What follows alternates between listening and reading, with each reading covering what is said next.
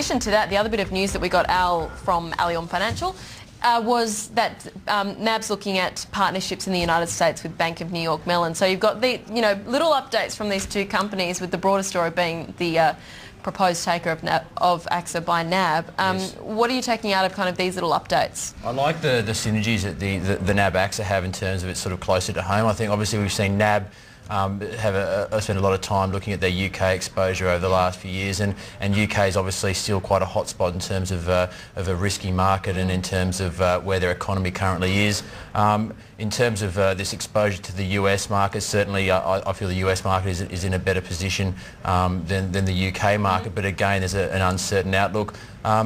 NAB to me seem to really like to spend money, and they seem to like to do that offshore. I think that whether or not it's going to be taken as the right time, you're in the midst of conversations with AXA, and then to look at other synergies. It's, to me, perhaps it might be time to focus on one and really, in the midst of this speculation with banks and the stress test coming up, and ahead of reporting season, we've got more banks coming out in the US earnings seasons tonight. So.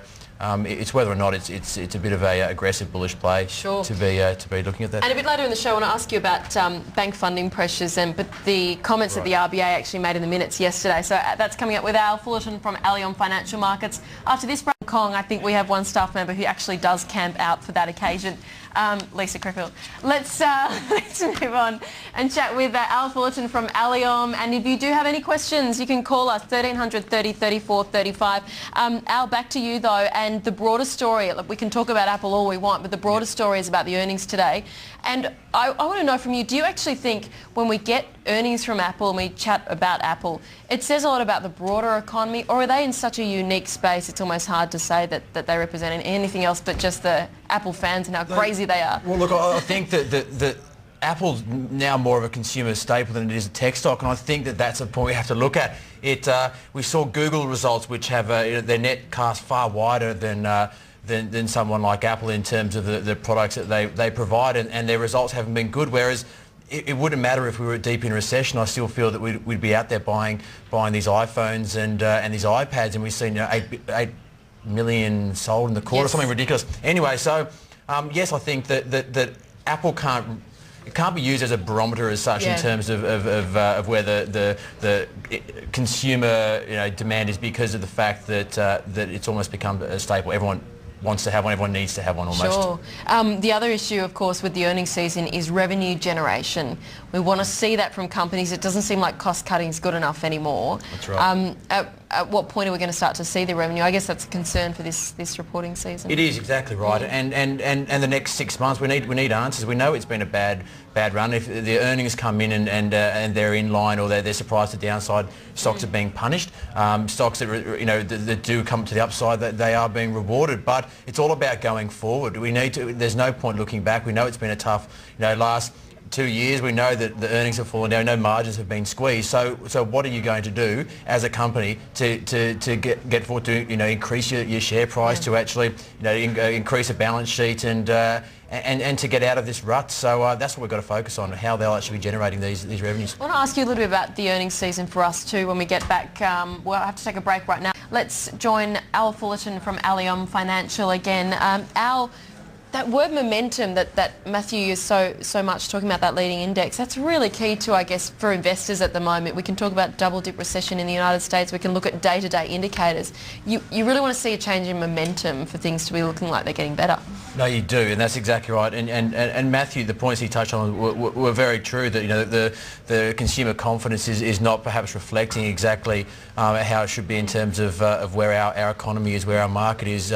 With a falling unemployment rate, positive sort of jobs growth. And that's reflective of this offshore hysteria that's been flowing through, and the fact that people are long cash at the moment because they haven't got the confidence back to go out and start spending on the back of these US and European fears. So look, I think that momentum is very important. I think obviously when we've spoken about this, on numerous occasions in terms of looking at data and really understanding the entire picture and putting it in the correct context. And I think that is, again, something that's so quintessential that we look at Aussie data and face it, in the Aussie spectrum. We've got to look at it as a country rather than looking at it on a global sense. And I think that what we've really found is that that positive Australian data has just been shrouded by this offshore, by this negative offshore data, and that was what I loved about yesterday, and when we had the opportunity to focus domestically, and we saw the Aussie market run well. We saw interest with the RBA minutes, with the RBA minutes, Glenn's, and look,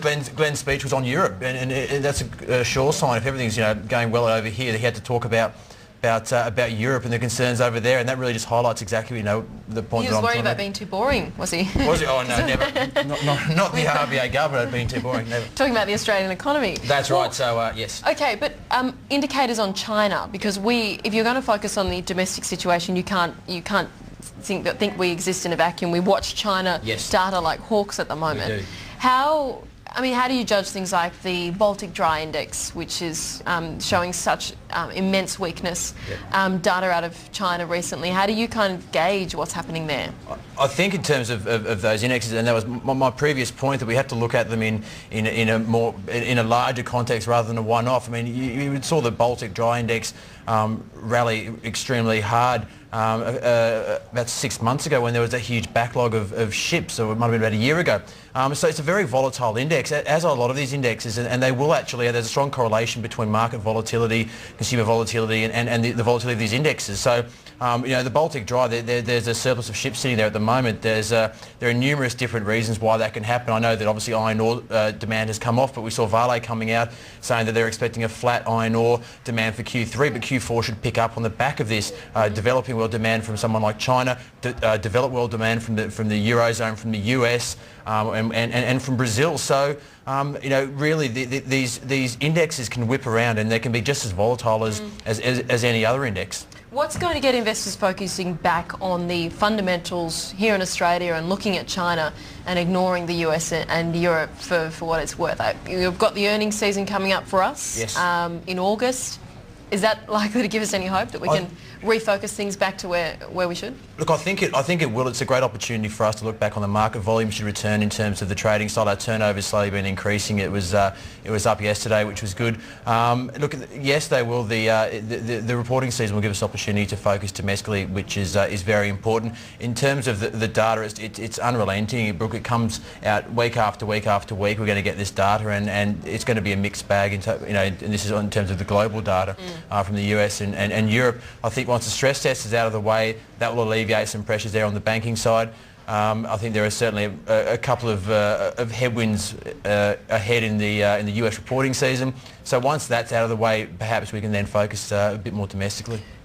What do you see as some of those key themes that we'll look for? If we want to focus it back on the domestic, what should we be looking out for, and what are we focusing on? On the forecast ahead, how these companies are going to grow, what they're going to provide to their shareholders, that's going to be the key. We know that some of the results are going to be off. We know that demand hasn't been there. We know that there's been numerous reasons why the companies haven't performed well over the last quarter, or the last 12 months. But what we really need to focus on is them going forward, and we've seen companies sell off assets which they don't see as being their core assets, and that's really showing to me that they're focused on going forward and actually focusing on what they do best. And I think that traits like that will be really important to view. Okay, and the other thing, I guess, when we talk about the markets is we'll say, yes, we need to get US earnings season out of the way. Yes. We've got a federal election, of course. We've got earnings season coming up. There's also these bank stress tests, and we've had a couple of guests already mention that today. We've got